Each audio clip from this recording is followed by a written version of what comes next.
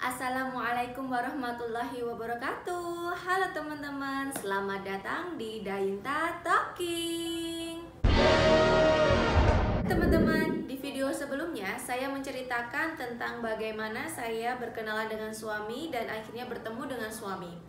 Nah, di video kali ini teman-teman, saya akan menceritakan kepada kalian bagaimana setelah pertemuan pertama kami di Oman. Itu adalah pertemuan kami yang pertama dan yang terakhir sebelum menikah. Setelah itu, untuk pertemuan kedua, kami melakukan pernikahan. Nah, kalian pengen tahu bagaimana sebelum menikah, apa saja yang harus kami persiapkan? Ikuti terus video saya, tonton terus sampai selesai dan jangan lupa subscribe.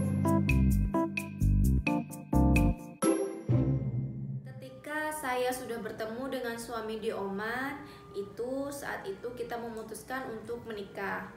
Pada saat itu adalah bulan akhir Januari, awal Februari.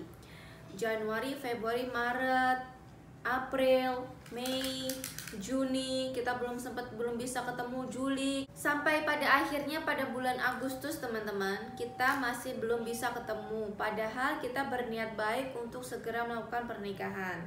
Alasan kita belum bisa ketemu adalah pada saat itu saya masih bekerja dan suami juga masih bekerja. Itu kita masih belum bisa ketemu.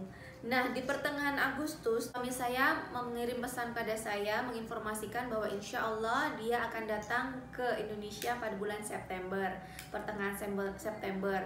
Waduh, gimana nih, masa langsung akad ya, gimana?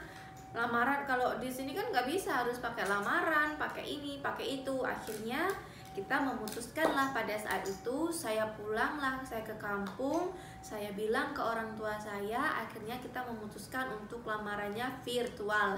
Jadi teman-teman pada saat itu yang menanyakan saya, lah tiba-tiba sebar undangan, lah tiba-tiba sudah punya anak, gitu. Pak, kapan ketemunya, kapan lamarannya, gitu kan ya. Itu benar-benar teman-teman, itu kita nggak ada waktu untuk bertemu, untuk saling bersilaturahmi karena emang keadaan pekerjaan kita susah untuk cuti ya, seperti itu.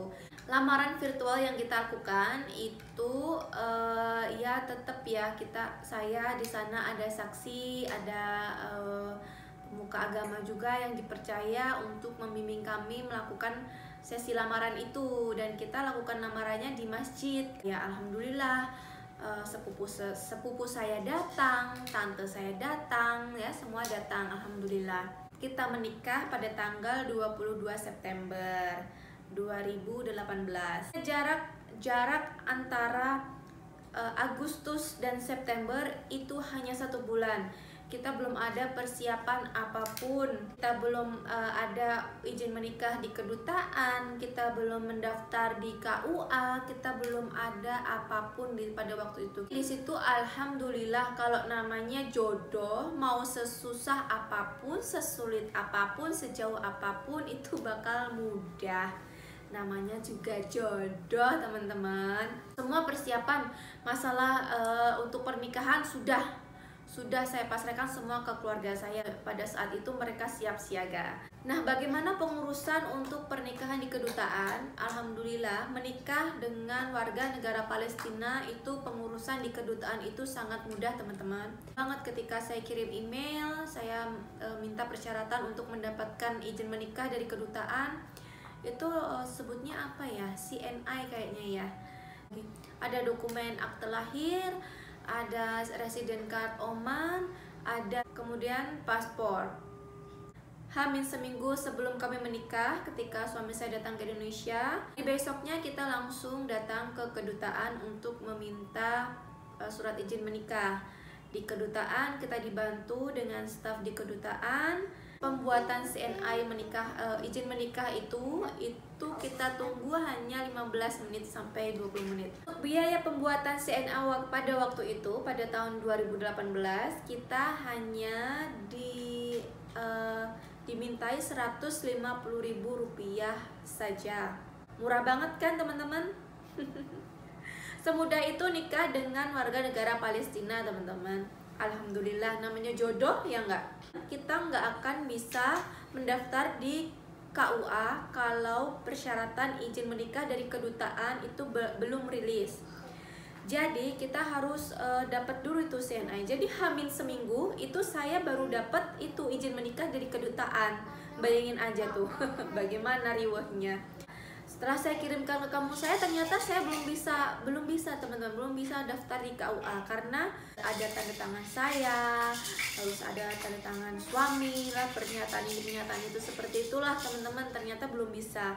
Dan akhirnya hamil 1 sebelum menikah, pada saat itu hari Jumat itu saya mendaftar KUA. Jadi saya mendaftar KUA itu hamil 1 hari pernikahan. Sekali lagi, kalau namanya jodoh, sesulit apapun itu akan dipermudah oleh Allah, ya nggak sih? Nah, semudah itu teman-teman menikah dengan warga negara Palestina. Nah, seperti itu teman-teman cerita pernikahan saya yang sangat mendadak, yang sangat mendadak dan waktunya sangat singkat. Kita hanya 1 bulan mempersiapkan semuanya.